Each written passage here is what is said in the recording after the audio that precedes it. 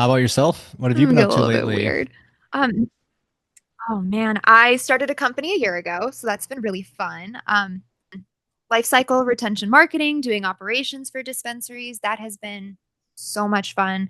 You know, Felix, a year ago, I didn't know what marketing operations was, and someone broke it down to me, and I'm like, you mean to tell me that there's a job title out there that's all the parts of marketing that I love and none of the parts that I hate? And they're like, yeah. And I'm like, why didn't anybody tell me this 5 years ago? It is wild. I've been trying to do everything for everyone as a marketer instead of hyper focusing on what I'm actually good at. No, Imagine this that. year, passive income, still working with clients, doing some strategy stuff. I'm just enjoying working for myself. Nice. This is nice. That's awesome. That's a lot of people's end goal right there. So you're doing it. You're living the dream. I mean, it's some of the job offers are tempting that have come down my pipeline, and it's the world is on fire, and I'm like, is it smart to turn that down right now? It's kind of almost guaranteed income. I can't stomach another person telling me what to do. Leave It me is alone. the ironic thing about being like a successful like solo person or having your own business is that that same skills that make you a good individual, companies then see that and like, oh, actually, I now value you even more. You should join the company. It's like, well, I did my own thing, so like I wasn't part of that rat race. But if you leave that, build up your own kind of social equity kind of thing like that and your own skill sets, you can kind of re-enter it and kind of play like that jump in, jump out game. And like I've seen people do some really successful like career moves like that. It's a really good point. I don't know if I would do it though. I don't know if like once I stopped working for myself, if I would then I don't know if I can honestly say that I would not come back or that I would come back or that I would hate working for someone so much that I would quit and then just do this myself. Like I don't just seems like a very privileged place to sit and it just feels weird. No, one of the opportunities that has come across my desk, they're talking about going international. That that's a reason. That's a Yeah. reason to join with the company. I'm looking for any reason to diversify outside of cannabis and outside of the United States. I want more streams of income. That's my only goal this year is passive income. Nice. I mean, that's those are like probably some of the most Googled and YouTubed keywords, right? There's everybody out there trying to preach different ways of it, and I am right there, right behind you. You know, if you find out some good ways of income, like let me know because I'm all for that. You know what? Yes, after this, we're gonna have to chit chat about that. I'm working with a very, very, very smart woman to build this product, and I'm very much cart before the horse on it. And every time I have a conversation with her, she's like, "Are you done with your product?" And I'm like, "Well, no." She's like, "That you need to have a product before we move forward." Like, okay, fine, I'll go make the product. Other than that, I stepped back into art this year. It's working for myself. There are zero people that are telling me I can't allocate 10 hours a week to art. There's zero people telling me that. So I'm going to do it. Exactly. If you're the person that's going to be gatekeeping your own time, it's like, well, that gate's going to be wide open. Oh my God, it's so nice too. I burned out so hard last year. I was burned out 5 years ago, dude, and I just kept going. I finally took December off and reset. I really needed that time. I really, really needed it. Um, Now coming back, I feel like I've scaled way back. I'm not working nearly as many hours, not by any means. I mean, the income's definitely far less, but it's an investment, right? You got to invest. If I don't do the work now, I'm not going to have passive income in 6 months. Exactly. I mean, that's kind of the whole idea of, I mean, passive income is almost like a misnomer because people think that it's like, okay, where can I do like 15 minutes of work one time and then I'll be rich, you know? But it's like, no, in order to get passive income, like you need to put in a lot of like actual like hard time and like putting in that, and what you're doing. And it's not necessarily the reward isn't in the time there. It's a kind of like if you put this stuff in, build it once really well, and then you can sell it multiple times and forever and ever and ever. I want to do art licensing this year. Nice. I don't know if I'm going to make any money from it. I'm keeping the positivity that I am. I have contacts, I have resources, I will leverage all of those.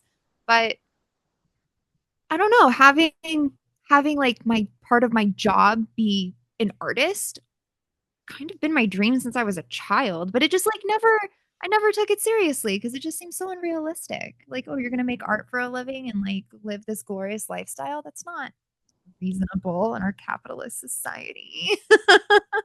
I have had that exact same thought. So are you trying to license your own artwork, or are you trying to get Yeah. other people's artwork and license it and do other stuff with it?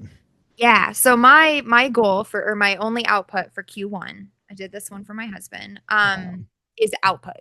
I'm making as much art as I possibly can. I'm doing everything. I'm actually sitting next to the pile of art that I have to scan in today so I can go post it. And then Q2, I'll figure out what I like to do, what looks good, what I'm like naturally good at. So it's like path of least resistance. We'll build a portfolio, start pitching out for licensing. And then I don't know, Q3, Q4, we evaluate what we did, we tweak. But now I have the opportunity to actually bank a little bit of time into this. It's exciting. I have no idea what I'm doing with it. It's so much harder to market for yourself than it is other people. Oh my God. Yep. Oh my God, even this business. It's like my elevator pitch still isn't down. I get on these like webinars. I'm like, hi, I'm Steph. I run HighDef.Studio. We do stuff. Let me I explain my marketing swear I'm operation.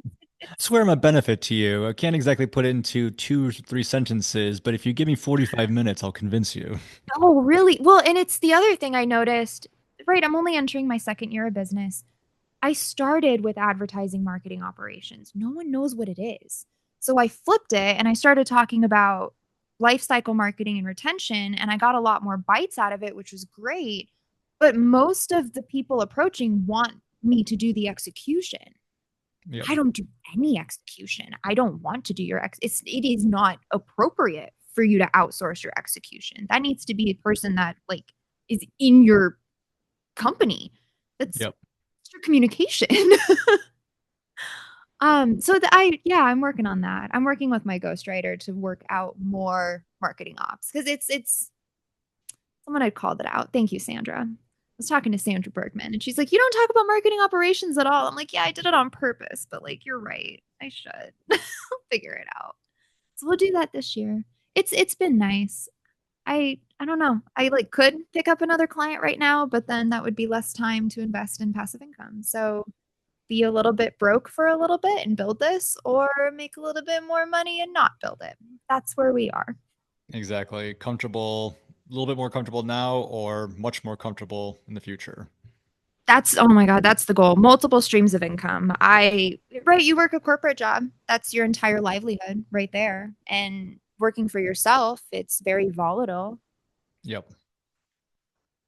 I just want a little bit more money so I can live a little bit nicer and not have to worry about this. I'd like to work less. That'd be really great. Definitely. And I think you're doing the right thing too for it instead of just trying to get more and more clients. My growing up, my dad, he was self-employed and had his own like graphic design company, which was did very Oh, well. sweet. But he definitely felt that same grind where it's just kind of like, and back then it didn't seem to have that same type of like internet mentality, money kind of thing like that. Now when I talk to him, it's like, you should do courses, you should do a podcast. He's like, I can't do it. Like, that's too much. Had he been like now time, I think he definitely would have done that. But he took his skills and transferred it into like a corporate job just because it was that. It was like, all right, this is easier, and not necessarily easier work, but it's like, like that peace of mind, that safety net is built in, like with a corporate thing. If something goes wrong, it's like, well, at least you have the corporate there to, talk with and negotiate. It's not just like, oh, I have no clients this week, this month, this quarter kind of thing. That out. No, right. And that I was surprised. That was really hard for me compartmentalizing. It is really hard for me to compartmentalize when you have so many clients. Like I talk to some other people in the industry that do what I do and they're rocking 15 clients and I'm over here fucking how? I can barely handle 4. But I Yep. realize because we do different things. Yep. That was really difficult. You do have to niche if you're going to work for yourself, at least in the beginning, because I was making Wikipedia pages, doing strategy, doing social media, doing like a bunch of different things for a bunch of different clients, plus trying to monitor my own business and manage it. So it's like 70 plus hours a week. And when you flip to the next task, it's like it's completely different. Looking back on corporate cannabis career, it's yeah, you're managing 5 dispensaries and four brands, but it's all kind of related. Yep. That's crazy. I don't know. It's interesting. It's interesting. I love it though. You guys have been doing Brunch of Stoners. I'm sad you started that after I left. God damn it, Felix. Yeah, it's one of the original idea for that was back in 2020, and it was like March, April, or like March, February right then, and it was like literally within like having the idea, I bought the domain, and then immediately was like, everyone's in lockdown. No one's allowed to talk to each other. No one's allowed to even touch each other. No one's allowed to like, don't even look at another person, you know? And it's like, this is Miss those not the days. time to start a consumption in-person event right now. So that just kind of was like left on the back burner until like 2022. And then I was like, all right, the need for events is coming back. Let's do something like that. Everyone was like, itching to do something anyways. And it was, yeah, there wasn't as many events going on. So we were like, all right, we can do that. And yeah, went ahead and Oh, started. that's great. I mean, when I was working in the Illinois market, I mean, it was medical, right? I left right before, like literally right before COVID hit. I moved to Arizona. We had women in cannabis. We had a couple of patron or patient events, but unless I was putting it on for Nature's Care, it wasn't happening. And it was No. patient driven, right? It was like patient appreciation. You had to be part of the dispensary. So there wasn't even really a good place to advertise. What are events like now? Is it just open? It's pretty open. Yeah, they're the way that Illinois has done it with like their like the legality of it is kind of odd. There's like there are lounges and stuff, of course, but the lounges are not licensed by the state of Illinois. They are mediated by like local municipalities. So like depending on like which town you are, you have to go to like their village board or their mayor or wherever like kind of government agency that they have. And so that's been pretty favorable for a lot of stores that like opened up with the intention like to open up a lounge because it's a little bit more of a community mindset. The lounge model, I think, needs a lot of work to be profitable for the business right now. Right now, it seems kind of almost like a charity case, kind of for like cannabis consumers. There's not too much of a business model that's allowed or like that's been proven or at least tested kind of so far. I Um, hear that a lot. yeah, I think the lounge thing almost should be a license, but it should be a license that's attached to another functioning business. It should be like a concert venue that allows consumption, not a consumption lounge that has concerts, kind of thing like that. Uh, Yeah, that's really smart. I mean, everyone I've talked to for consumption lounges has based their business model off of hookah lounges, but hookah lounges profitability is in the alcohol, not the hookah. Yeah, or they have like a snack bar grill in the back where they're making food for people doing that. And also, if you look around, the hookah model lounge has also kind of disappeared. Like there's like, I mean, Yeah. back in like 2010, there's a bunch around here in Chicagoland, but there's not that many. I mean, people also don't necessarily want to go to a spot, sit in a room, and smoke cannabis or consume cannabis because now that's legal. You can do that in your living room, you know? No, literally though, and it's like my own personal opinion, and it's definitely I'm speaking for myself. Cannabis for me is not a social experience. If I smoke at a party, I want to go home. I want to sit on my couch. I want to do some art. I have a cat in my lap right now. Like, this is my default. I don't want to be baked in exploring the town when I had no intention of doing so. But it's a really good point because, like, in Arizona has a couple like that. It's a very specific demographic that goes to them. Very few women, which Yeah. kind of disappointed because I'd like to frequent them, but I don't feel like being one of three women in a building full of No. 500 men. Not really my scene, but yeah, it's Planet 13 in Vegas has food. Yep. I didn't see anybody consuming in there, but They do. that's Cecil really had an after weird. party there for MJ BizCon, so they do have a little lounge, but it's hidden almost. So you have to like Oh, go they hide through it. like a secret kind of like speakeasy door. Very cool, but even within that lounge model, they had to go jump through a bunch of hoops for their municipality. So you're not, even though there's a dispensary there, you're not allowed to bring in the product that you bought at the dispensary into the lounge. You have to consume the stuff Right. in the, yeah. So it's like this. Wait, so I have cannabis I just bought from you guys. They're like, well, this is a Yeah. separate business. You can't bring stuff in here, so you can buy something when you're in there. It's like, what? See, and that's not allowed in some other states with consumption lounges because like you can't sell over the counter in the consumption lounge, so you have to bring your own. But I'm like, well, what about like gifting? Because I could see a partnership with the brand where they're like the exclusive provider, and it's like go back to vending machine days when we were Yep. skirting around those laws.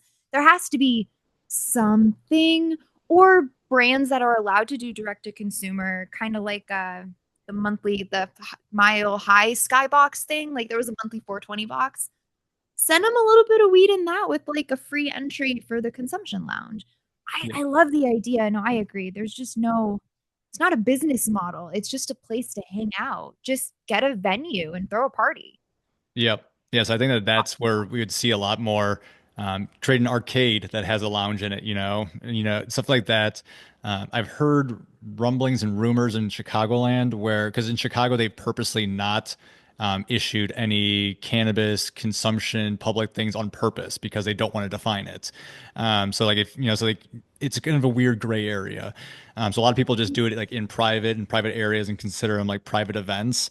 Um, but I think I've heard rumors that you potentially like if you have a liquor license, then that would give you like a if you're already allowed to consume alcohol on site, then that would all give you like the allowed to consume cannabis on site too, because like a similar consumption thing. Um, I think that's also, probably towards like the liquor industry is probably trying to push that so people so they don't lose share on, but I mean, I think mixing the two in venues in public is definitely different. At brunches, stoners, we purposely do not have any alcohol at the events. It's only cannabis, which Love actually that. helps with some of the venues too, because they're used to doing weddings where there's like puking people in the bathroom, there's fights, there's this and That's what that. I'm saying. Yeah, Like, and then what is it called? Crossfading when you consume both. Like most of Arizona events, there is an alcohol presence.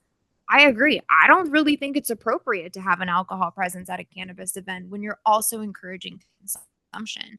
And it's like, yeah, oh, well, they're adults. They should know how to handle themselves. I'm like, but you offer no education on the market for them to be educated on that. And if it's up to the consumer to do their own education and yeah, but where is it? Where do they get it? They Google and we get some AI bullshit now. It's wrong most of the time.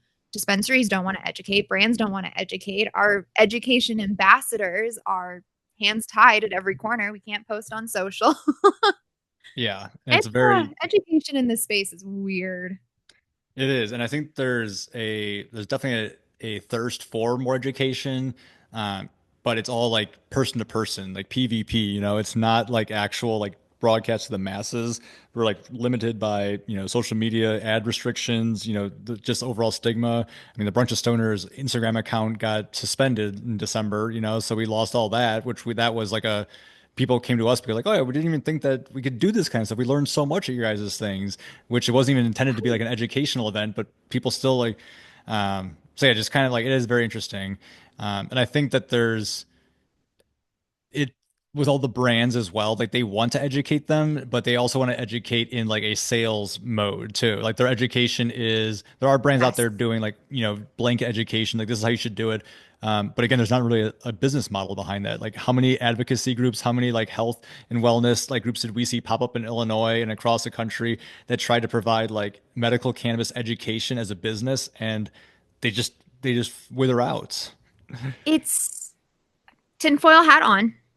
I think it's formulated that way. I do. I think it is built that way on purpose. Because how could a brand educate on the differences between a live resin, and a distillate, and still somehow sell distillate?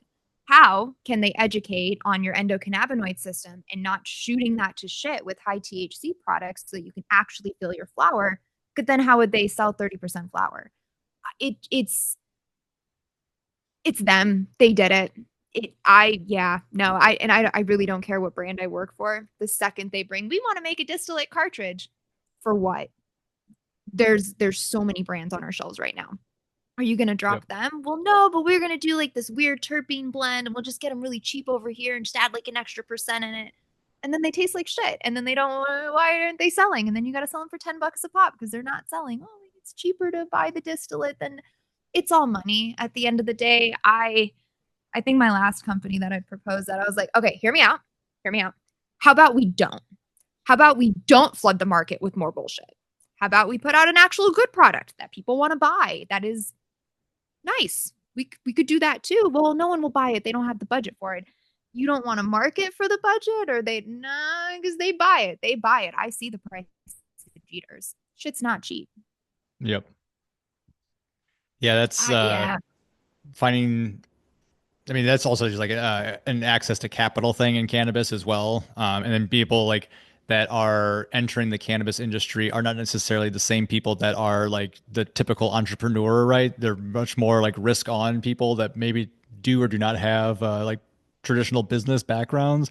And so, like when you're launching a CPG product, which all cannabis is at this point, your marketing budget, it needs to be the biggest budget out of everything like that. Yeah, you might spend like if you're spending $1 million on R&D, you're spending 10 million on marketing that, and Oh, that ratio of marketing dollars to like actual production is not at all like in the cannabis industry right now. It's just like no. you need to be doing old school marketing where you're sending out flyers and physical mail to every single dispensary to win the staff over. You need to be doing stuff with the community events for the end consumer. You need to be doing industry events for the industry people. And guess what? That all costs money. I mean, there's ways to do it cheaper and ways to do like on budget, but like you can't just not do it. And then also like Right. expect your brand and expect your company to be as successful as like a craft brand. God, you're preaching. Preach, preach louder, louder for the people in the back. I mean, Arizona is definitely a very weird market to work in. They introduced BOGOs on a regular basis like years ago, and now you can't the the impression is you can't sell product unless you offer it on BOGO. Not necessarily true, but where they get in trouble is they offer the BOGOs like once or twice a week, every freaking week. Why? And they're like, well, it doesn't sell unless it's on BOGO. I'm like, yeah, because you've already trained your customer that they can wait 2 days. Like, this is no longer a medical market. You guys realize that, right? Like, people don't need their weed like that. They can wait 2 days and get it 50% off. Or Yeah, stock they're up, going to do realize that. like, oh shit, I messed up last month. I know that they're doing this sale here. Okay, I'm gonna buy just twice as much and not buy something next week because I can just use my 2 weeks budget this week. Literally, literally. And it's like, okay, so BOGOs are fine. Thank you for BOGOs. I appreciate them as a purchasing patron. Now that I don't have any kind of like discount at a dispo because I don't work for one, I do appreciate them. But I'm like, so what are you guys going to do for like big holidays? What are you going to do for 420 when you want to wow the customer and have like that really great experience? Like, oh my God, they gave us great deals. Thank you, 420, whatever, Black Friday. You can give away for free. What is better than a BOGO that you can actually afford? Yeah, I don't know. exactly. I don't know how to fix that as a marketer. I can't be smart for you. Just don't stop offering it on BOGO. And like I see it on Reddit, people are revolting. There's a couple of brands that stopped offering BOGOs and they're doing 40% off and they're trying to wean themselves off because 420 is approaching. Yep. It's not special if you offer it all the time. I Yeah. don't know. It's capitalism's ruined everything. I really miss the medical market. Like I miss educating. I miss talking to patients. I don't get to talk to patients anymore. I just get yelled at. And consumers don't marketing gets yelled at all the time. It's you advertise that incorrect. I advertised it correctly. They just ran out of it. I can't do anything about that. Yeah, exactly. I can only do so much. No, it's I like it better on this side. Business to business communications, no end consumer is definitely my preference right now, but I really, really do miss the medical market. Just wish that at least there was some outlet for them that could be maintained. Yeah. But money. I've even seen like people like I've renewed my medical card, I kept that going, even though I don't shop at the dispensary as much as I like used to. But I think it's important, and when I do go, I don't want to be spending an extra 40%. And then, but even, like people that I used to work with and people that I know have had their medical card since the early days, like, oh, I don't have my medical card anymore. So I go on these days, I try to get an industry discount. This I was like, what do you mean you don't have your medical card? Like, they're like, oh, I just never renewed it. I just was kind of lazy about it. I was like, okay, this is on you now. Like, this is not like on like I mean, yes, the state of Illinois is not necessarily promoting medical program as much, and it's not like as like cannabis and medical is not like synonymous as it once was, or Yep. not at all anymore really. But it's still out there if you want the option, it's still there. And yeah, I think there definitely are stores here in Chicago and Chicagoland that offer that kind of patient like care if you wanted to like actually go and talk to someone. Like if I need product help, like, there's a couple stores I would definitely go to. Heck yeah. If there's product that I need just like ASAP and just like don't want to talk to anyone, I can there's definitely stores like that I can go to that as well. That's my But dispo right now. I place my order online. I talk to someone for literally 2 minutes. I get my stuff and I leave. I've never actually been in their dispensing room. yeah, it is. Yeah, that whole interaction has kind of gone to the wayside. It's very interesting, and it's, I mean, somewhat good, somewhat bad. I mean, I don't know. So part of it I like as a consumer, I kind of was like sometimes I don't want to talk to, the a bud tender, and I want to go in and out really quickly. I don't want to try to be like sold something. But other times I go into a dispensary, especially when I was doing more field visits with like the edibles company, and like I would the purpose of me going into a dispensary to buy something was to go to the counter and like I don't need this edible or I don't need this pre-roll, but I want to have this interaction with the bud tender to talk to Yes. them.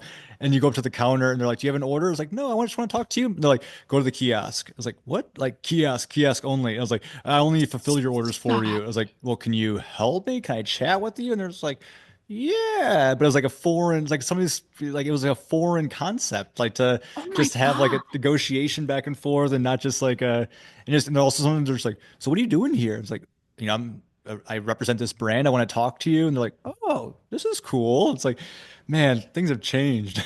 Wow. I saw someone talking about that like the markets have shifted to just directing new consumers to kiosks. And I was like, shut up. That doesn't happen. Who is directing a new consumer to a kiosk? Like, have we really that far away now from having just like a decent customer interaction?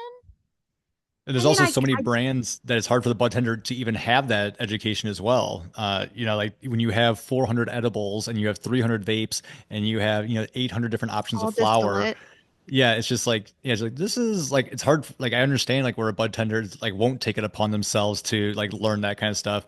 And there's like, I mean, there's platforms like Seed Talent that are great and like they do work very, very well for bud tenders. And I encourage brands to like use that and bud tenders to use it. Absolutely. But it gets to the point where there's like just so many brands you don't even know. And then as like a consumer as well, you're on the kiosk and then you're like, you're only going to go through so many pages. You're not going to go to the 18th Yes. out of like 32 Yep. pages. And after a while, you're just like, I'm just going to sort low to high or sort by like recommended. And guess what? The recommended is probably in-house brands that the store is recommending, which is good for the in-house Fattest store. margin, best Yeah, partners. Yup. and so it's just kind of All like of the above. you're not getting the accurate recommendations. I mean, there are stores that don't gamify it and they actually do have recommendations or they actually do use like the top selling data. But then that becomes like a self-fulfilling prophecy. It's like, oh, these are the top selling gummies. Well, I'm going to buy that one, and that one just continues to be the top selling gummy. Just because it reinforces that data. Okay, yes, we were talking about brand loyalty the other day, and I'm like, well, what is the criteria for brand loyalty? Is it they sell the most volume? Because most volume could just be it's the cheapest on the market. It could just be they invested the most marketing dollars. It could be that brand has an exclusivity deal with the largest MSO in the state, and they're in now 18 stores, and no one could possibly compete with them. That all of that matters. All of the above. Pardon Yep. me, we're swapping places. She wanted to sit on it. That's fine. She's like 15 now, and she doesn't like sitting in my lap. It's not very comfy. So I have like the blanket to make a hammock for her. Yeah. I just put a towel on my desk. It's my child. You gotta treat them nice. I it's it's so interesting. Versus like It the scares consumer me. who comes in like wearing a t-shirt and a hat that they got for free 3 years ago, like and continue to buy that product. That is brand loyalty, but you might not Yes. see that on the data because they might not purchase that often. How often does someone It's come a onto the different sales price. floor and ask for something by name that is not like on your specials list? Like that kind of stuff is data that's very hard to capture, but I think is important when you're looking at brand loyalty. I wish brands could do a little bit more on that front, but I understand. And that's why I have such a problem with the markets being flooded with distillate and single cannabinoid products. And I see it with the THCA market and I see it with the hemp market. And I'm gonna be honest, it scares the shit out of me. I'm all for open access, but everything that I'm seeing has been shifting consumers to single cannabinoid products. And I know I'm biased, like it's a personal problem. I can't have single cannabinoid products. I can't have distillate. I have panic attacks. I can tell when my products are cut with distillate because the THC just it fucks me. I'm sitting here 10 o'clock in the morning, my heart's pounding, and I'm having like an anxiety attack for literally nothing. And it's because I consume something with way too much THC. I specifically go for low THC flower for that reason. Yep. I just don't understand. I just don't understand what they're doing with the way that the market's going. It's what are you doing? Are you preparing for a buyout from like a larger pharmaceutical alcohol company and then they just turn that into more bullshit? Or Think there's some of really? that. And I think like also we talked about like, just like the lack of being able to market stuff as well. It just makes it hard for people to, differentiate and for people, the end consumer to know. And like if I think there would be a lot more people, like you look over in Italy where they have like weed light, right? Which is like, like less than whatever percentage and it's just kind of like hemp derived stuff. But people like that stuff almost more than the high THC stuff they sell in Yeah. stores. I don't want Um, to be blitz sitting here trying to work. I see I am not one of those people. I would love, love, love to be able to take a dab and go to work. You don't want to talk to me after I've had a dab. I'm not a social person high. I I went to work high one time when I worked in the dispensary. I had a panic attack and I passed out on the dispensing floor. So I never did that again. I Just think I not a went to social. work one time not high at the dispensary and had a panic attack. Never did that again. See, I opposite. I yeah, no. Smoking is a sitting activity for me. And that's I like I think that's also like part of education. Like people don't like they think of, it's all like all go or nothing, right? It's an on and off switch when in reality cannabis, like most things in life, is a spectrum of like, stuff. Do you want to do like a single hit on your vape at the lowest setting or do you want to take a dab? Do you want to do a small little edible or do you want to eat a 50 milligram edible? It's not like Everybody's one or the other. different. It's kind of like there's lots of options. And with good marketing and good like stuff like that, I think there are opportunities for like the end consumers and also for brands to kind of preach that. So, what do you think would be not even the path of least resistance, but maybe the most intelligent way to tackle market education now that it's open to everybody? Hmm. I mean that's a difficult one. I think That's the hard one. At least with medical, I had ailments that I could target. I could talk to I think people on like a normalizing mutual it at relatable level. public events, I think that would be, I mean, I'm a little bit more risk on with that kind of stuff, but I think that if you had a Lollapalooza event here in Chicago and there was cannabis brands that are allowed to openly advertise and talk to groups and stuff like that, that would bring a lot of awareness to a huge mass of people. You would be able to give them an alternative to alcohol, which is one of the big things that people are switching from, which is also maybe why they wouldn't be allowed at those festivals because they're all alcohol Yep. sponsored. But I think that just interjecting yourselves into the public is that way to kind of normalize things and to show that and not normalize it in a way like pulling the wool over someone's eyes, but just being like, wait, this actually isn't that bad. All like the propaganda Right. that we were taught many years back that has just kind of lingered in society. It still permeates for sure. Oh, I remember my Dare campaigns. I'm pretty sure I have a t-shirt that says drugs are really expensive. It's true. So, okay, and the reason I ask it that way, so I do agree, events. What I have found though, even for large charitable events that might accept cannabis, the entry point is far out of budget. It is astronomically out of budget. I could not even entertain it bringing to my supervisors to spend that kind of money to join that type of event. So then are we not then still stuck in the loop of only the biggest brands that have taken advantage the most of our end consumers are the ones that are going to have that platform? Yeah, I mean, if you compare it, apples to apples with like or try to with like alcohol, there's craft beer events, there's large events like yes, Miller Lite is sponsoring the huge festival, but there's also local events that the local breweries are sponsoring, and then also just kind of getting part of that and. Also, kind of part of the American way is like the larger groups just end up buying the smaller groups, right? That's like the exit strategy. You're still Um, buying Bud Light when you buy yeah, that craft beer. It's just in a different can. That is something in cannabis that has been driving me insane. I do appreciate Illinois makes y'all put it on the labels. You have to say where you got it from. Sona doesn't have to do. We have distillate vape cartridges out here with solventless written down the side of them. Please kill me. yikes. If you're liking this episode, make sure to subscribe and leave a comment below. If you want to get in touch with Steph, it's easy. Just head over to LinkedIn and search Steph Vrona, or hit her up at her studio page, which she founded, HighDef.Studio. You can find that at HighDef.Studio. There's a form where you can get in touch with her and chat about marketing and seeing how she can help your brand. All right, let's get back to the show. All of that. I want to learn more about extraction. What do you know about extraction? Extraction? Hmm. A fair amount, I guess. Depends on if you're doing like a mechanical or solventless extraction or doing like hydrocarbons. Um, that's probably the So start. something that confuses me, like I've been in a couple of extraction labs and I've tried to like understand what they're doing, but it's all Greek and I feel like the extractors kind of want you to be a little bit confused because they know a lot of big fancy words and they use all of them. Like, I don't know what that is. But is it do you are terpenes always separated from the cannabinoid products like in solventless or does it all stay together? In solventless like rosin production, usually like it stays together Okay. with like the like water mechanical like separation. So you basically make hash, right? And then you squish the hash to make the rosin. Right. And so in that process, it's usually not anything reintroduced to my knowledge. Okay. 'Cause a lot of times like those rosins are, like they want to say that purified form. There's different ways you can kind of treat and cure the rosin after it's been extracted to kind of get different viscosities and different kind of, whatever you kind of need to work with it at that point. But yeah, it's more of like the hydrocarbon extraction where they use like butane or hexane or propane or blend of everything or CO2.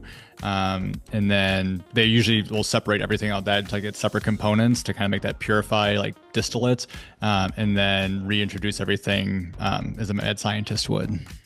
So, what then is the difference between a live resin and then a distillate product that has live resin or live cannabis terpenes?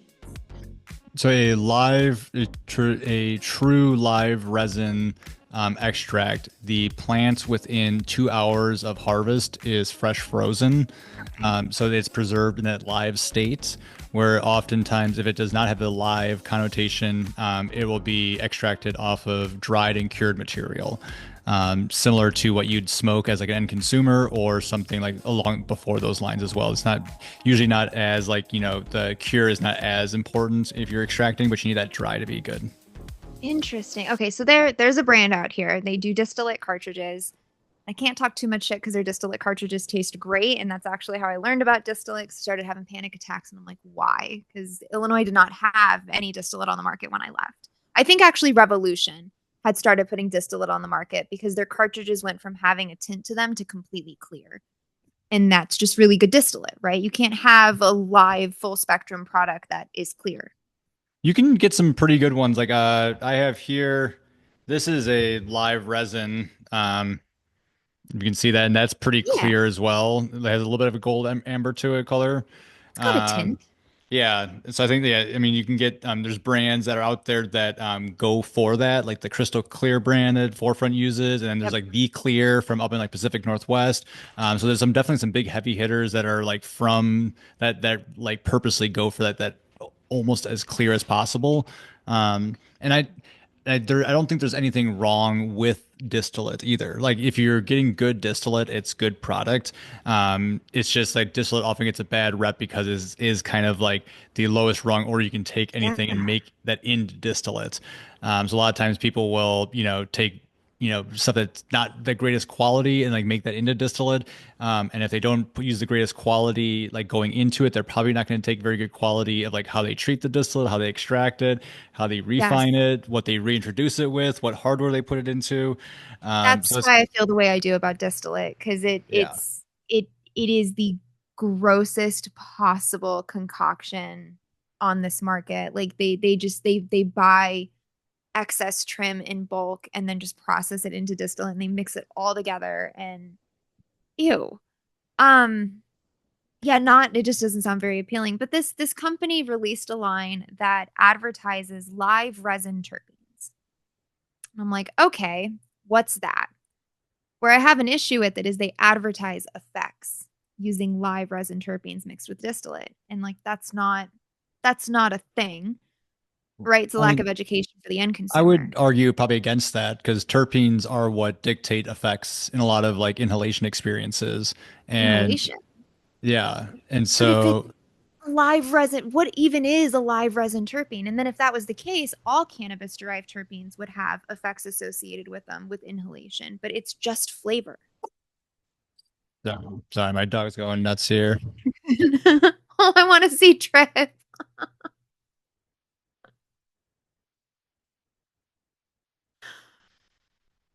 Oh my goodness. I miss that giant boy.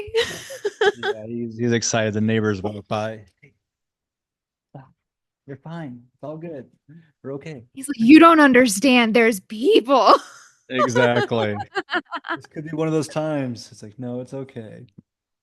My dog does the But same thing. with like the live resin terpenes, so that would be that they extracted those terpenes, like unisolated them from a fresh frozen plant. I was like extracted I would under that. assume. And so that would probably be a better source of terpenes than non-live terpenes, just like regular cannabis-derived terpenes. And then below that, or in some people's, a lot of times is like botanical-derived terpenes, which is a great marketing term because like cannabis is also a botanical. So people also like just assume that the botanical is like cannabis derived. But no, botanical derived means it can come from any plant mass. Yeah, and that comes from a lot of like industrial processes, like as like byproducts. Limonene often comes from like, cleaning products and from the orange Yes. industry and stuff like that. Yep. Um, and yeah, the whole science on like terpenes, like there's definitely a lot of bro science out there about like, this I read somewhere that, linalool from or myrcene, like those ones are relaxing. Or, if you smell a lavender plant, that's going to be good to help like your cancer, right? And then you get all of a sudden, like we had medical cancer patients in here that were like, we would regurgitate this to them and they'd be like, don't ever recommend anything lavender. My whole family gets me lavender stuff. I hate lavender, but like supposedly it's good for my cancer, which may or may not be true. But like you get like one piece of information and then like whole industries are built upon it. Um, Yes. and so I Oh, think they that there run is with definitely it. some truth to it. And I've definitely felt it myself. Um, but yeah, education needs to be more on there. See, I'm full on placebo because, like, the inhalation part makes sense, but there are so few studies out there that actually tell us the long term impacts of Yes. inhaling terpenes and combusting in that way. And And I'm in like, that well, if it was just concentration too. terpenes, exactly in that concentration. And if it was just terpenes, though, people would eat mangoes to go to sleep. And that's not like a fucking thing. Or they would do it. No. I mean, you can have mangoes to intensify your high. That's a little bit different, though. It's the same thing with terpenes in food products. How are you telling me this edible terpenes combust at a much lower temperature than is required even for decarboxylation? So, like, what are you doing? No You one can can look at explain it to me. You could look at test results for flour, like those fluctuate so much. So imagine like the amount of myrcene that's in a mango is going to fluctuate a bunch. Originally I went to Illinois State University for a crop and soil science degree. So I like went Oh to shit. agriculture to learn plants because I wanted, if I'm going to go into cannabis, I'm going to learn about the plants. Good for Um, you. one of I'm my glad I men asked this. one of my mentors he was a vegetable production. He specialized in onions, but knew every single possible thing you can imagine about horticulture and food production. And he was talking about how there are so many, like in apples, right? There's all these different cultivars of apples, right? There's different varieties, there's hundreds of them. Me and you could probably put together a list of 20 that we could just name off the top of our heads. However, there's those same different varietals and cultivars for other types of vegetables that you don't even think about.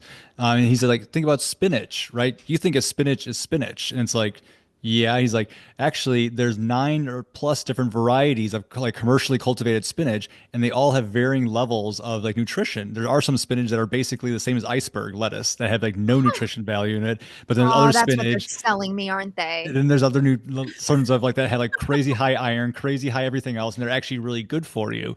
But as a consumer, you've never thought to look at, well, what variety of that, like, people know what apples, people know like a Hass avocado, right? But Yep. can you name another type of avocado? No, because Hass had great marketing, you know? It's I didn't even know there was a type of avocado. It's just avocados. Like I know the story that the banana flavoring that we have was based off of what bananas tasted like in like the 20s, but they all like they made the bananas go extinct. So we no longer have those bananas. We have these bananas, and that's why it doesn't taste the same, Yeah, the which is Cavendish weird. banana is a second class banana. No one ate the Cavendish banana that we currently eat because they all thought it tasted bad compared to the banana that was really good.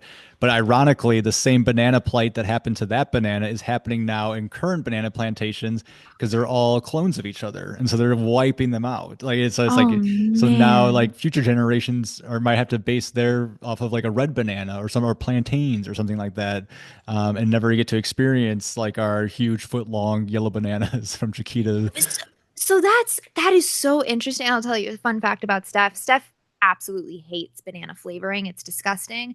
I don't like my bananas to be yellow though. I like green bananas. My husband thinks I'm a psychopath, but that's okay because No, I I'll eat like the it a green little bit of banana. green and definitely you have to have like, a little bit of starchiness. I can't eat them when they're like brown and like super sugary. No. Ew, no, yeah, it's too sweet. Why is a banana that sweet? So I might not explain this properly. Okay, so you know how cannabis is cultivated for the highest THC percentages. Is there not then a better way to grow that product so that you're getting the best version of that particular cultivar? Yeah, it was what happened before when people smoked it, you know. And some people might argue that the current version is the best because that's what people are seeking out, right?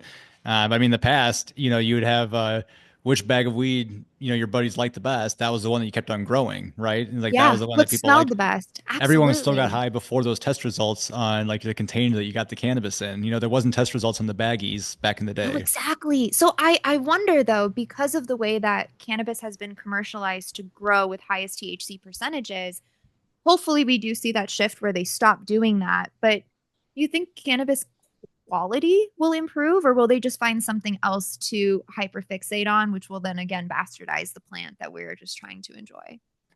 I think long term, there's going to be a very big bifurcation within cannabis. I think that long term, the majority of the cannabis and cannabis products that people consume will not be grown under artificial light. They'll be grown in row crops, just like like traditional things, Mm. harvested with mechanical harvesters, you know, tractors, other kinds of stuff like that. And all that's going to get processed into oil, you know. So we're going to have our mass beverages, we're going to have mass edibles, we're going to have vapes, you know, and all those kinds of stuff like that, very low tier stuff like that, that are just commercial products. Those ones are going to be mass produced if that legalization kind of happens that way. You don't see, you know, corn being grown under greenhouses, you know, and so it's just like a True. huge and it's just a huge like economic imprint, you know, that's just like growing everything under artificial light and all these conditions. I think that then that will still happen, but it'll be the top tier, the you know the craft stuff that's really good that people, the eighths that people actually still smoke Yeah, and still like do like that. Still going to be, I think, you know, $100, $200 ounces, or there's going to be $20 ounces, you know, and it's going to be like, which one do you want to buy? And it's going to be either you're buying for like, you know, the craft stuff, or you're just going to like the Walmart version of it. And I think exactly. you're going So to see I the same with oils as well. You're going to get craft rosin products and you're going to get mass produced distillate products. I I wonder if it's scalable though, in that sense though, if they grow the plant to be the best version of the plant. And I do agree, there's going to be a fuck ton of commercialization. I also thought, and this was years ago, and it could have just been propaganda for or against farmers with cannabis, but I had read something that cannabis is preferred to be grown in greenhouses at the very least because of pollination. Like a female cannabis plant can ruin miles of crops. Thought I read that. Yes, but breeders have now bred triploid versions of cannabis because right now traditional cannabis is diploid, where there's like like, you know X and Y. This one is like an XXY essentially, and so with that extra dip, like extra ploid in there, polyploid, that can create it so it cannot be fertilized essentially. So you can create sterile plants, which is also similar to what Monsanto has done with corn and stuff like that. Cannabis is a special plant, but you can use the traditional plant breeding and plant traditional stuff like that, sciences, to create and solve these problems. That's insane. Oh my God, Yeah. that is so cool. I just I do wonder like what a strain would taste like a Blue Dream if it was grown to be the best version of Blue Dream and not a 25% Blue Dream. I really could give a shit less what the THC Well, percentage I is. I think shut my bartenders down. Don't even tell me. I don't care. Blue Dream, I think its best function was mass production in like 2010, and that's what the goal of Blue Dream was.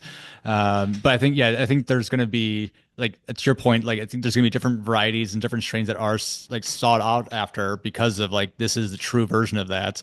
And I think that breeders have also, it's been a catch 22 for a lot of breeders because they've, like, it was a long time where they had to like sell all their seeds and genetics, like either at conventions or hand to person, or just through magazines and stuff like that.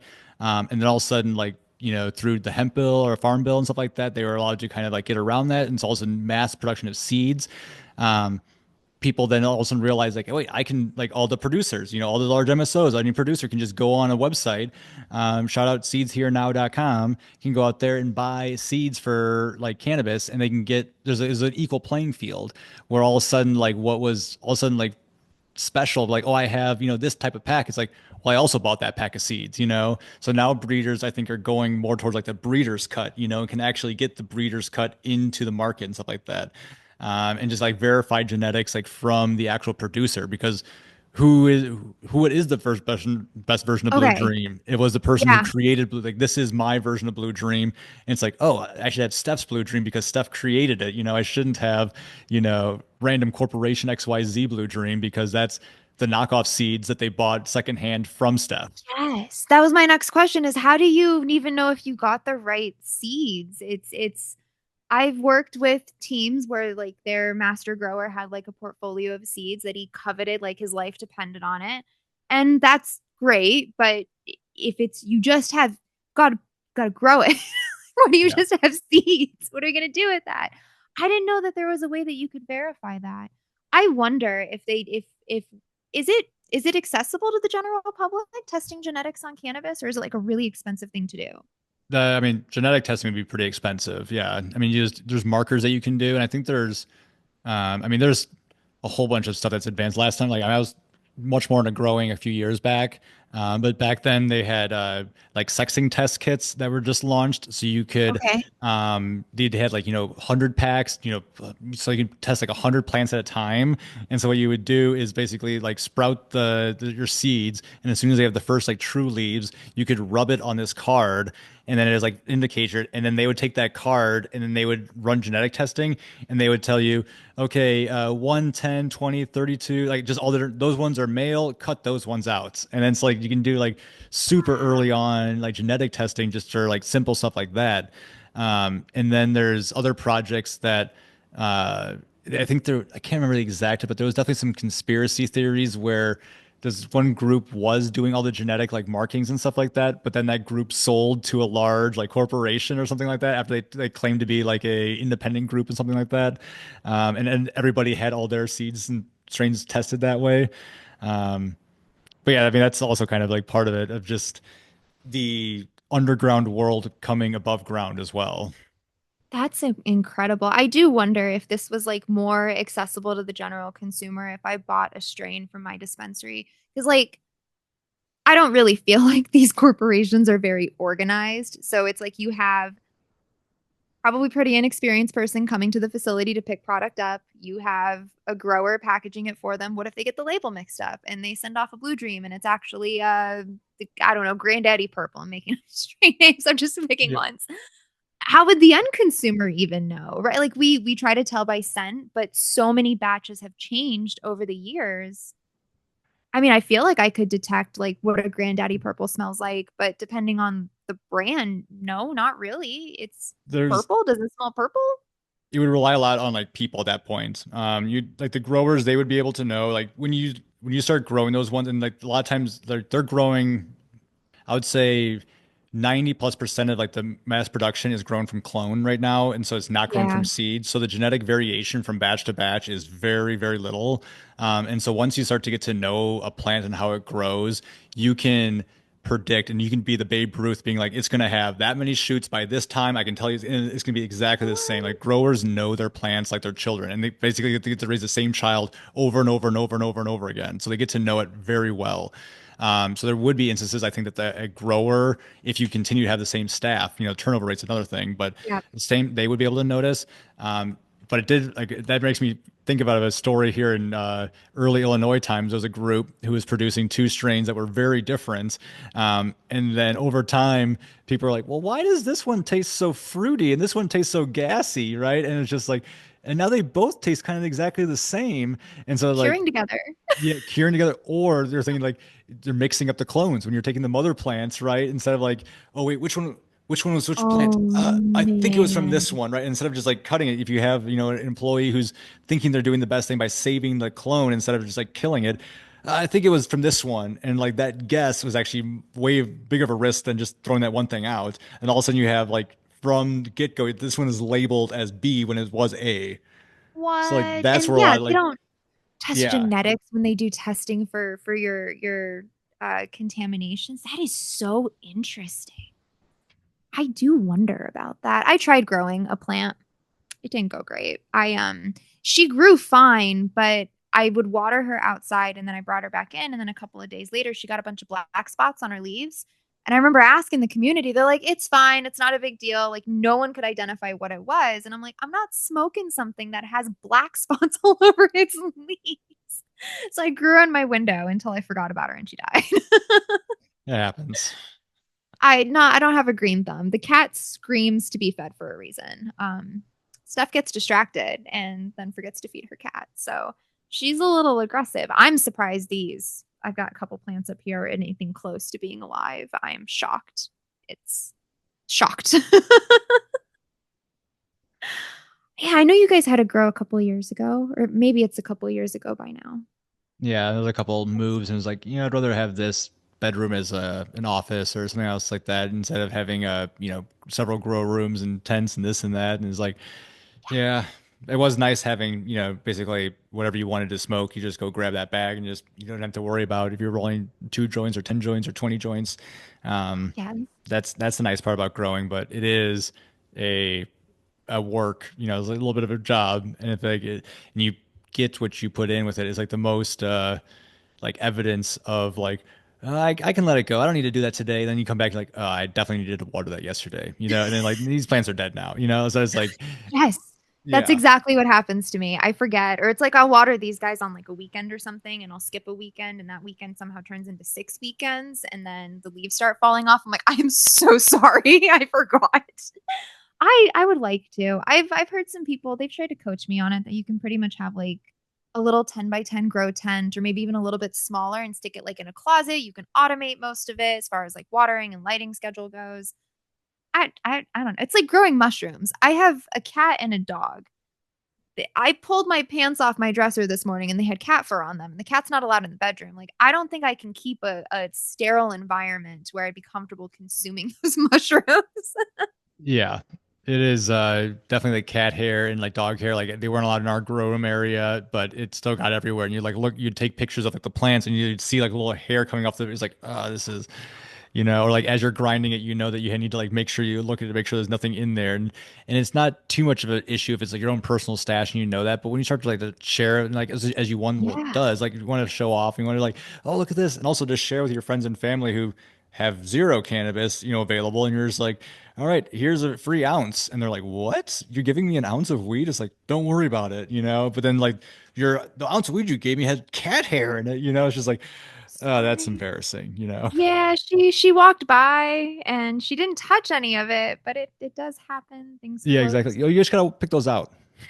I've eaten my fair share of cat fur over the years. I mean, I've had her for 15 years, so I'm sure I have. Yeah. She sheds like a crazy person too, especially like winter time. She goes through her shedding period. It's nice out. Arizona's weird. Arizona's just weird. I know everyone else is very cold. I'm cold. I'm under a blanket, but I'm in a very sunny state. Like, what's the temperature today? I went and sat in the sunshine today. It was very nice, but then I had to go back to work. 67 degrees right now. Now you're just rubbing it in as I see little snow Sorry. flurries outside. Hey, come on down. We need to. A little vacation. When was the last time you guys took a vacation? Oh my God. Also, congratulations on your wedding. I know that Yes, was thank months you. ago, but congratulations. Yeah, that was probably the last we made a vacation out of that, like going down to Mexico. We got down there early, and told all of like our friends and family to like make sure they got down there early as well. Which is a wedding hack. I definitely recommend destination weddings, and then also getting your friends and family to get down there early. By the time that we actually had our wedding ceremony on Saturday, everybody in the whole wedding party and group and everybody had known each other, had eaten together, had gone to other like something like that. So there was no awkward like introducing people and like, hey mom, this is my one friend that I smoked weed with back in the day, you know. It's like no, they already had that conversation back at the pool when it was less awkward, and now everyone is just immediately like having fun too. I So love that was great. And then like we missed the hurricane down there by like 36 hours. So like the whole that was the stressful part about because all outdoor. So like every event that we had was like the coordinator was like, all right, do you want to do it inside or outside? We need to know in 30 minutes, you know, and if it rains and we got to put everything inside, we're going to charge you like a couple $1,000s to move everything indoors. And it's just like, Yeah. what? And where are we moving inside? Oh, and by the way, you're going to be like in a little like side room of a restaurant and not like outside at the actual. It's like, oh God, there's like so many different things that could be like potentially go wrong. And luckily everything was perfect. So yeah, it worked The out really signs were nicely. all there. I love Yes. that. I got married. I got eloped at Papago Park. I don't really have a ton of family, and he'd have to fly all of his friends out here. We had just moved here. We were both really broke because we had just moved here. Moving states is expensive, guys. I've moved states before and it wasn't that crazy because I would just drive my car, but like we had to ship our stuff in our cars and stuff, so we Oh did yeah. pods for that. Holy shit, that's expensive. It was very low key. We talk about doing a party. We still want to do a party for all of our friends now that I have friends.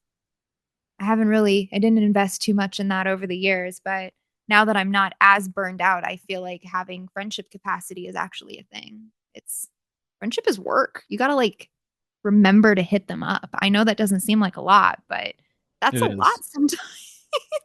Agreed. So you get a random text message from me. Hi, I am in no position to talk right now, but I was thinking about you, so I'm texting you. There's that. Just something.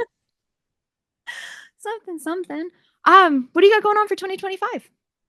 Um, Look, we're going to be doing more with Bunch of Stoners. We have a big event in April coming up. April 6th, we're doing a big pre 420 event for here for Chicago. Oh, That's gonna be a fun one. And then we're going on our honeymoon, Elaine and I, in April afterwards. So that'll be nice. One of the first times in many years I've been able to actually get away during 420. So just kind of skipping that whole madness. And then this summer and beyond, we'll see kind of what happens. We're doing some more Brunch of Stoners events. There's a couple of people that are interested in doing more like food, like based events, kind of like some dinners and other oh stuff like yeah. that. Ooh, I love Um, those. I love yeah. infused dinners. I love the upscale infused dinners, especially. I'll spend the money on them. Bring my husband, dress nice, make a date out of it. Oh my God, Yep. I love that. Very pricey, but kind of worth it. Yeah, it is like a hard to like make all those economics work with it all. We we've been putting some pen to paper to try to make it happen for a little bit, and I think we found some venues that we can actually do it at here in Chicago. And then also like we'll be staying at our place here in Chicago as well for like we're re-signing the lease, and we have a like a rooftop area. And so we already Yes. have like our rooftop furniture and other kind of stuff. And then we've gotten to know the neighbors since last year as well. And like the one lady who lives on the top floor and who has like half of the roof, she was just like, if you guys ever wanted, like, I don't really use my roof, so feel free to like invite some friends over. And so I was like, maybe What? we'll do some like rooftop like dinners, that could be kind of Right? fun. Tell your neighbor, like, hey, we'll decorate and Yeah, come up and exactly. join and all that. Arizona, there's not a lot of venues out here that'll do something like that. So what people end up doing is renting out like houses. And there are houses specifically for events like this. Like they're equipped with like the kitchen, the big area. I did a puff and paint at one of those in the backyard. That was awesome. It's a little bit weird because you are literally going into like a house, like a nice house, but there's no furniture in it. there's like a weird black armchair in the corner, and it's the only furniture, but it's like meant to be standing room. It's meant for you to outfit it with your own stuff. Like, what kind of stuff is filmed in this No, place? honestly, I looked at my husband. I was like, "Is this someone's like actual house? Like, are they moving out or something?" And I was chatting with them, and like, "No, it's for rent. They bought the house to rent it out." And then the other infused dinner I did, it was actually his house that he invited people to. He had a home that he had purchased here in Scottsdale so that he could host those dinners, which is sick. I aspire to have that level of income. I can just buy a second house as a venue. Yeah, exactly. That definitely gets the gears turning for sure. But yeah, I mean, it's private, so it's yeah, legal. exactly. I like them. It's I mean they don't release the address until like last minute. They don't want you like showing up and checking it out. That's But the it's fun part. We do that at Bunch of Stoners too. A lot of it was out of security, just for our guest yeah. safety, and also we just don't want like just publicly where our address is at. And then part of it was a little bit of like a throwback to like the rave culture days, like back in the day. Like you'd know there's a party, but you have to call this number between this time, 24 hours beforehand, and then you had to go to this tattoo shop and pay there, and they would give you instructions and all this speaking from personal experience, of course. But so then like we'd do that, and then like some of the guests were just like, "This is so much fun! Like it's all exciting. You release it the day before." Kind of, I was like, "Yeah, that's why we do it." Yes, It's to keep exactly. the It's hype. fun. Yeah. Oh my, I love that they love it. My first 420 in Illinois, two of the gentlemen that I had worked with, they got an invite to an infused dinner and I got an extended invite. So we went downtown and we had to meet at a bar. And then someone got a text message, and then everyone went over to a different venue. And then we had to walk 2 blocks up and then get in different cars and then drive to the venue. And I'm like, okay, so I'm either going to get kidnapped and murdered or I'm going to have a really good night. It was a really good night. That's an exciting one. I think there's a lot to that whole experience too. Just having kind of like back to like the lounge thing, right? You can smoke weed in a room, or you can go to a fancy dinner and have a good experience, but people are looking for something a little bit more like nowadays, and like that whole experiential thing. Like they want to go home or back to work on Monday and be like, guess what I did, and have like that thing to and, like their friends be like, what? You did what? And that's almost like a status thing these days, like those experiences. Yes. And that don't so okay, so like how do dispensaries do anything on par with something like that? Because like that's the conversation at hand. It's like, well, it's not just your promotions. What you really want to do is create an experience for your end consumer because everybody's offering the same shit and all of the same promos, and there's nothing that sets you apart other than your customer experiences. But now I'm understanding from you that that's not a thing in Illinois. I am mind blown that they are sending people to kiosks. As a marketer, if I was heading that marketing department, the kiosk would be out of the dispensary the next day. No, you have to talk to customers. Yeah, exactly. And a lot of like, I don't want you to think that that's all dispensaries in Illinois. There's definitely a handful and certain groups like that. And certain groups have also, I think, gotten instructions from that are like kind of misleading from the state as well to kind of like direct people to that, which is like, I'm not sure on the legality of that. But yeah, so yeah, there's definitely people that are trying to be like a little bit more like concierge and, like working with you. But um, yeah, it is like I think for dispensaries to get like part of that community, they need to get involved with other businesses. I was kind of thinking the other day about dispensary events, right? And I was like at a gas station. I was like, I've never been to a gas station party, or I've never been to any business that is like, come shop with us and have a party. Like the hardware store doesn't do that. Home Depot doesn't do that. Like maybe some bars and restaurants do, but like, and then it's like, man, they're really like trying to like, force a round, like a square thing into a round hole. Sometimes it's like, come to our events, especially when you can't consume on sites. And so it's just like, there's just a lot of like, it makes sense for dispensaries to have events, but it needs to be an event where like it makes sense to like actually be there and like an environment people want to hang out at and be there long term. Yes. See, no, that's what I've usually seen that's missed is like they don't want patrons loitering, but they want to throw events on site. I'm like, well, you have to let them loiter and like participate in the activities. One year we did, oh God, it wasn't, I don't think it was 420. I think it was like for baseball season. It was something pretty low key because the budget was non existent. But I went out and I got one of those blow up money grabbing, like blows the wind everywhere things. And Yep. then I went out and got a bunch of like dispensary branded coupons, did the lightest paper I could find so that they'd float around in there. And it's like you get off whatever you grab. It worked, but I didn't account for the 2 minute grabbing fest would back the line up down the block. I did not account for that. So then people were like, well, I don't want to wait in line. I just want to go and buy. I'm like, that's okay, you can do that. It didn't really work. So I'm like, well, we could set up like a garage sale type deal in the parking lot and do like a not a garage sale, I'm sorry, a farmer's market. Yeah. Don't bring your stuff, don't do a garage sale. But like a farmer's market in the parking lot or in like supporting small business. I have always wanted to do a community passport. Always Yep. wanted to do that. I think that'd be so much fun. Go around, get stamps from all of your surrounding businesses, come back, and it's like you fill the whole thing out. You get like a free eighth or a Yep. free ounce. It'd have to be something pretty big. But like they just spent a couple $100 with all of your surrounding neighbors. Surely that's worth something. Yeah. It's community building. I think there's something like that.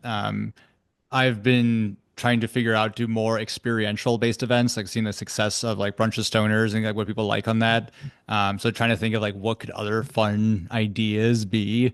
And then I had the idea of almost like an adventure race kind of thing, like between dispensaries, right? So you have to like you go to one dispensary, you buy a lighter, right? And you get a certain stamp. Then you have to like, and then you have to like, all right, you need to figure out a way to get to the next dispensary within, the next hour. And you have like, and if you can get like something, and then you get a joint there, and then you get to get the next one, and you have to have that joint smoked to the roach, and then have some kind of like, amazing race kind of style thing like that, and get multiple people involved. Um, I don't know, just something kind of fun because I would like, people would remember that, like, oh, I love that dispensary. They did this one thing or they were part of that. Yes, And hell it only yeah. takes a couple times like that. You don't need to do everything every month. You don't need to do everything, every quarter. Just like a couple big events, like maybe one a year, and just kind of like be fun. Be fun. Yes, put some of your budget towards that. I think every dispensary should have one event that's just patron appreciation. The intention is not to make more money. It's to have something fun, host it for your community. Just let them know like, "Hey, I do actually kind of give a shit about you just a little bit." What's another one? Like, okay, if you're going to an offsite event, doing a QR code scavenger hunt is something that I would like to do. Yep. You can do magnets or stickers, stick them anywhere that you want. And then once your scavenger hunt is over, let's say you did stickers in appropriate places to stick stickers, please don't deface things. But then you just change your dynamic QR code to go to your website. People are going to scan the thing and they're like, Mhm. hey, you found our scavenger hunt thing. This has ended, but we're doing another one. Or like, go Yep. here and buy this. A lot of stuff we could do. I want to do more fun stuff. I feel like there's potential. It's the managing of the campaigns. Marketing teams are lean, dispensaries lean. They don't even Yep. want to afford the people for like the bud tenders so they can service and not replace with kiosks. The conversation I heard was in New York, and I know kiosks are really big in New York, but like as a new cannabis consumer, if I walked into a dispo and you directed me to a kiosk, I'm walking out. Yeah, I've literally done that. What the fuck? You're like, I wanted to talk to you. I didn't need to buy this little edible. I mean, there's really no better way to just tell your end consumer, no, no, no, no, no, dollar sign first, and then we can have a conversation. Maybe. Ay, Man. ay, ay. It'll Well, get better. I recognize the market's in its infancy. We are just getting started. We might have been in for almost a decade. We are just getting started. exactly. Yeah. Well, Yikes. Zoom is going to kick us off here again. Do you want to It give a went quick so quick. You want to give a quick plug on how people can reach out to you? Hi, I'm Steph Vrona. I run HighDef.Studio.